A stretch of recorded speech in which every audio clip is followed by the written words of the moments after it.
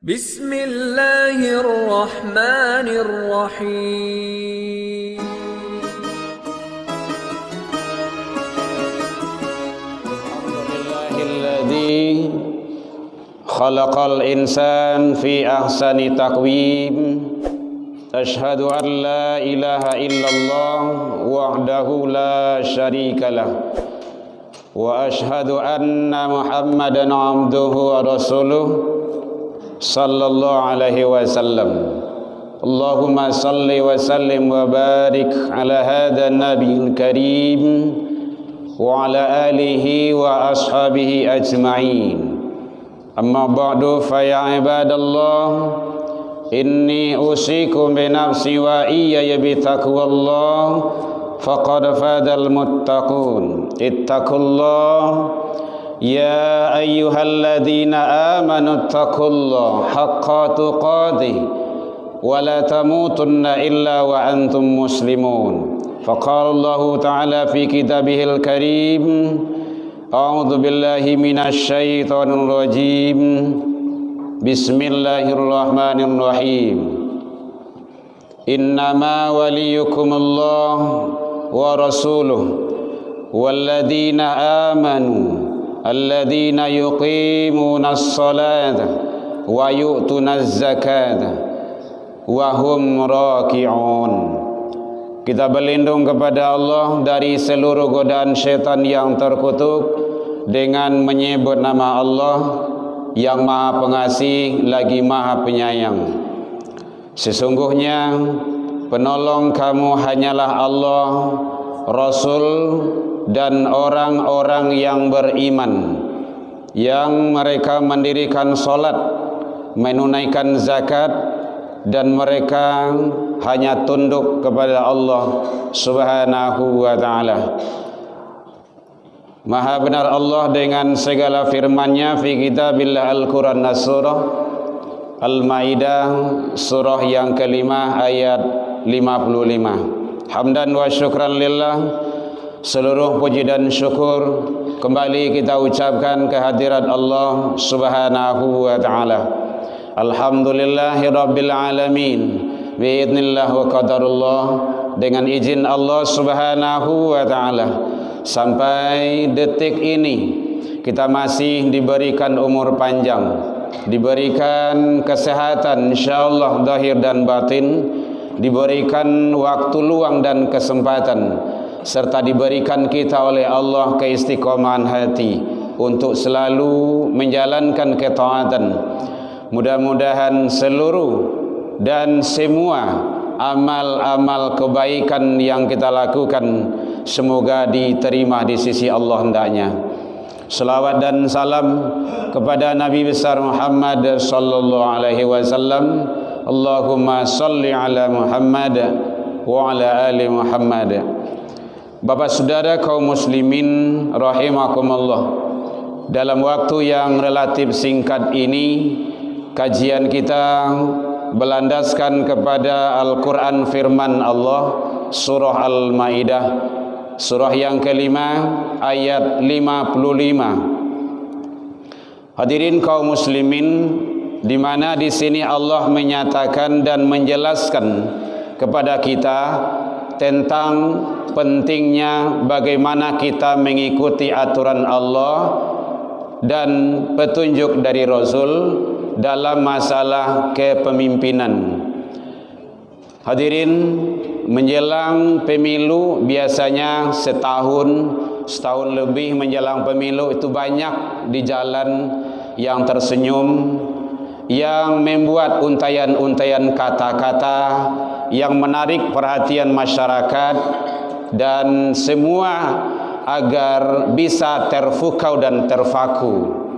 Tujuannya tentu baik, bagaimana memperkenalkan diri, siapa beliau-beliau itu, siapa dia, dan pilihlah saya, kan itu tujuannya.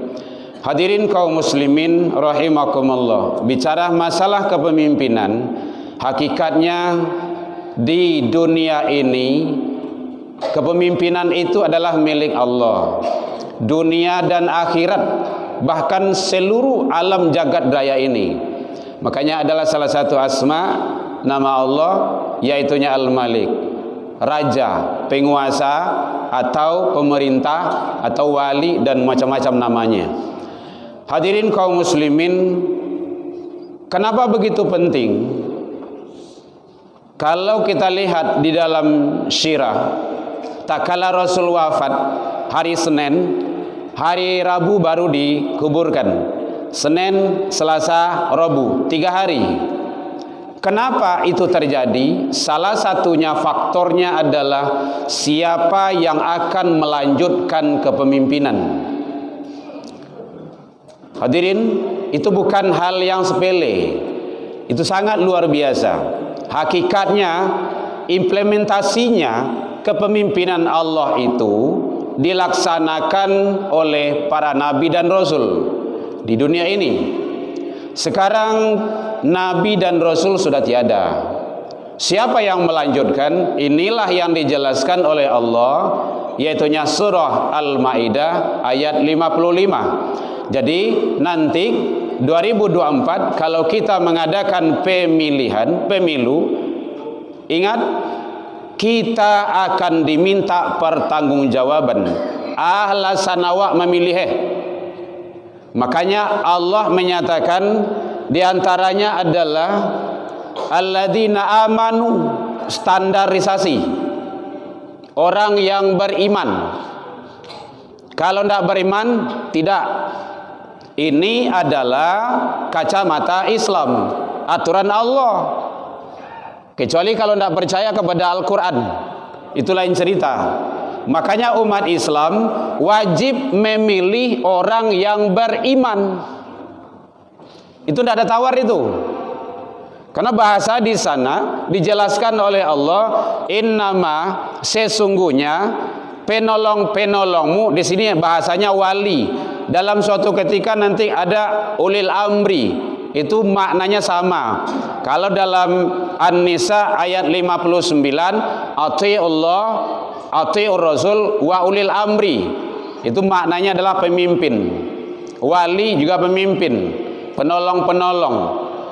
Maka di sini Allah jelaskan, innama waliyukumullah wa rasul, sesungguhnya penolong-penolongmu hanyalah Allah dan Rasul. Hanyalah Allah dan Rasul. Berarti tidak ada yang lain. Kerasulan, kenabian tidak ada lagi. Siapa setelah itu? Maka inilah yang disampaikan Allah, walladzina amanu, orang yang beriman. Bagaimana kok standarisasinya iman? Penting. Contohnya, iman adalah ukuran seseorang manusia di hadapan Allah. Hadirin, sebelum Nabi hijrah ke Madinah, lebih kurang di Mekah 13 tahun itu masalah iman, tauhid, akidah. Jadi bukan sawantai itu, 3 tahun. 3 tahun itu kan lama tuh. Tidak bisa sesaat. Jadi ternyata iman itu adalah sebagai standar ukuran. Kalau tidak beriman, tidak. Nah, ini Islam. Hadirin kaum muslimin rahimakumullah. Makanya Allah menyatakan di dalam Al-Quran, iman itu sangat menentukan seseorang, baik kehidupannya di dunia ataupun kehidupannya nanti di akhirat. Dan iman adalah sebagai barometer kehidupan seseorang itu.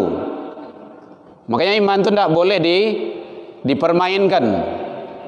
Hadirin kaum muslimin, salah satu contoh, orang yang beriman, setidaknya standarnya rukun iman. Orang yang beriman, dia percaya kepada qada dan qadar, ketentuan. Manusia itu hanya bisa berencana.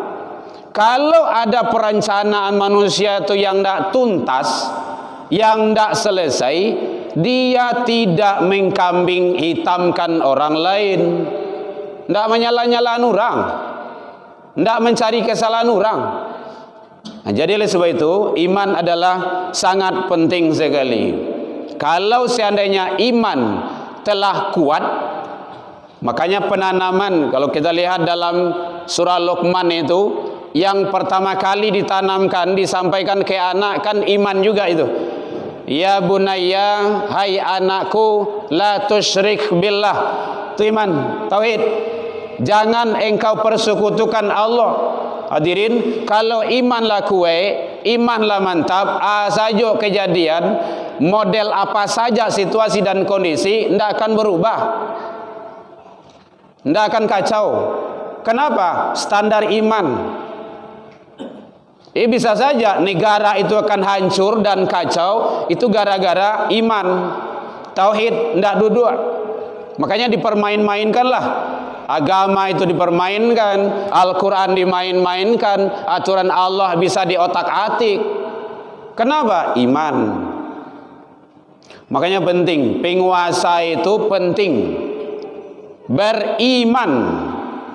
Makanya Khalifah Utsman bin Affan radhiyallahu an, beliau menyatakan tajamnya dakwah penanya penguasa itu lebih hebat. Tidak sama dengan ulama. Kalau ulama itu berkuar-kuar mana di atas mimbar, di atas meja, ini haram, ini tutup, ini tidak boleh. Nan kadilakuan lakuan jo indak jo. Tapi kalau penguasa, bagaimana caranya? Cukup hanya dengan selembar kertas. Buat sore, stempel, edarkan. Tuh tempat maksiat tuh tutup. Besok bagi eksekusi itu. Hebat kan? Makanya beliau menyatakan, Utsman bin Affan, negara dan agama akan tegak dan berkembang kalau dengan sultan. Sultan itu adalah kekuasaan. Hadirin kaum muslimin, jadi sangat penting sekali. Man ra'a minkum mungkaran falyughayyirhu biyadihi. Cegahlah kemungkaran dengan tanganmu, dengan kekuasaanmu. Ya kita tidak punya kekuasaan, kan tidak bisa. Tetap aja kemungkaran jalan, maksiat jalan juga, LGBT jalan juga, miras jalan juga, mungkarat iya juga, korupsi iya juga. Kenapa? Kita tidak punya. Makanya penguasa. Begitu hebatnya. Jadi sewajibnya dalam diri penguasa itu ada nilai-nilai ulama, ada nilai-nilai umara.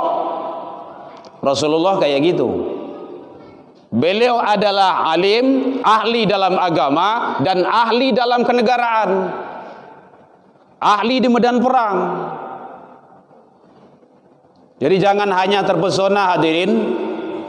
Kadang-kadang gara-gara piti saratui, dia gihawa baju bekola selesai, 5 tahun menderita, 5 tahun. Nah, nanti kita di otak-atik agama dijual, jo negara-negara bisa dijual tuh. Kenapa? Iman. Penting. Ini aturan Allah. Al-Maidah 55. Lihat saja ke sana. Hadirin kaum muslimin rahimakumullah. Yang kedua, kata Allah, wa yuqimunas shalah. Mereka itu harus dan wajib mendirikan solat. Kalaulah beriman, solat. Hati-hati itu. Solat itu adalah ada 2 hubungan. Ada hubungan vertikal, ada horizontal. Baik hubungannya dengan Allah, secara otomatis dia akan baik dengan manusia. Tapi jangan disalahkan bingi tampung pula nantinya. Banyak je orang yang salat, dia berbuat mungkar. Itu bukan salatnya yang salah, orangnya yang salah itu. Ini kan suka juga itu menjelek-jelekkan. Banyak kok orang Islam yang mencilok. Bukan Islamnya yang salah, orangnya. Islamnya yang tidak salah, Islamnya benar. Jadi salat. Kenapa salat? Di dalam salat kita ada nilai-nilai ketaatan. Makanya atiullah, atiur rasul itu mutlak, wajib. Wa ulil amri, pemimpin-pemimpinmu. Bila awak wajib patuh kepada pemimpin itu, ulil amri itu, wali itu, kalau dia taat kepada Allah dan Rasul. Kalau tidak boleh, haram hukumnya. La ta'ati li makhluk fi maksiatil khaliq. Itu dalilnya. Tidak boleh taat kepada makhluk kalau untuk bermaksiat kepada Khalik Allah. Makanya ruku kata imam kita ruku, sujud kata imam kita sujud. Jadi ada nilai-nilai kepatuhan. Tanpa disadari, kalau dia sholat ada nilai kejujuran hadirin.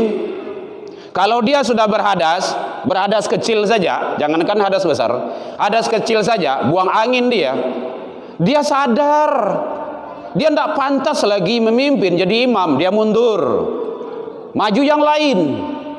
Masih banyak yang layak, yang boleh, yang lebih pantas dari saya. Kenapa? Saya sudah berhadas. Mundur. Ikulah 26 kesalahan dosa besar yang dilakukan, masih cingengeh jujur baru. Tidak boleh.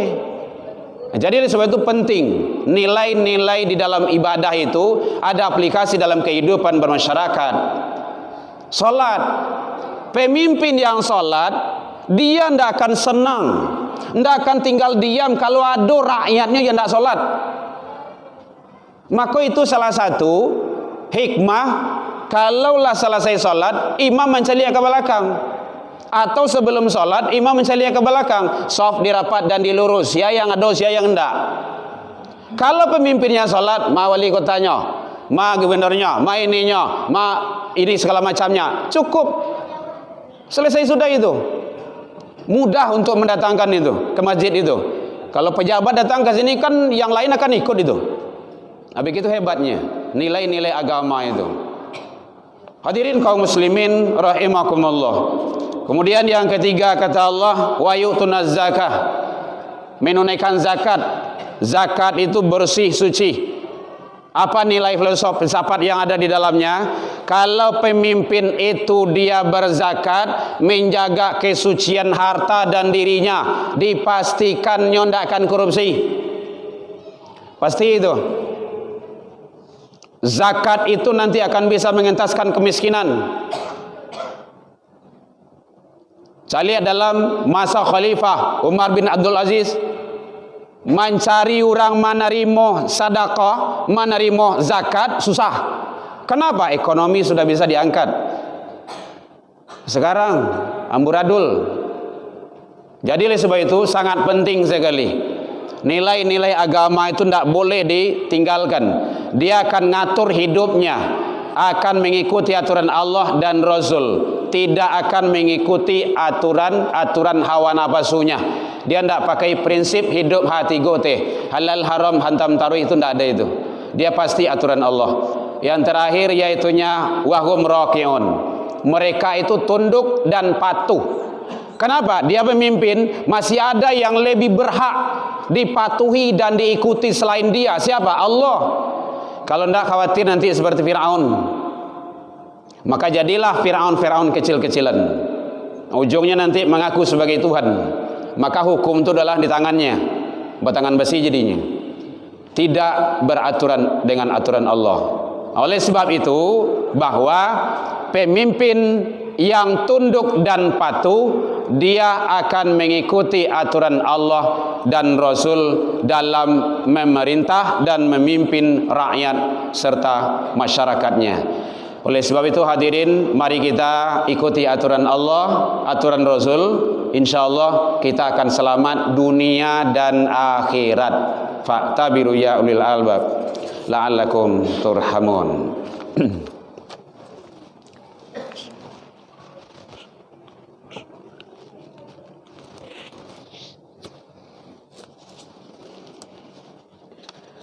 Alhamdulillahilladzi hadana wa li hada wa ma kunna linahtadiya laula an hadanallah.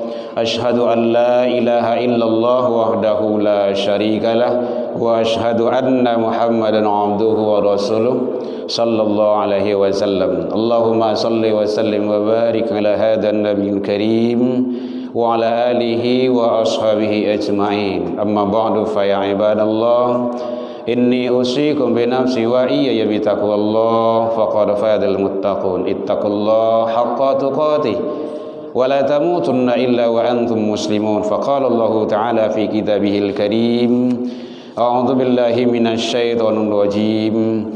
Bismillahirrahmanirrahim. Ya ayyuhalladzina amanu la tattakhidul yahuda wan nasara awliya ba'dhum awliya ba'd wa may yatawallahum minkum fa innahu minhum innallaha la yahdil qaumadz zalimin.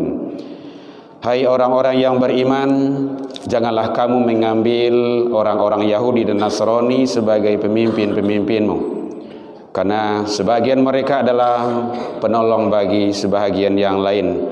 Siapa yang di antara kamu mengambil mereka menjadi pemimpin-pemimpinmu, maka sesungguhnya orang-orang tersebut termasuk ke dalam golongan mereka. Dan sesungguhnya Allah tidak akan memberi petunjuk kepada orang-orang yang zalim. Al-Maidah ayat 51. Innallaha malaikatahu yusholluna 'alan nabi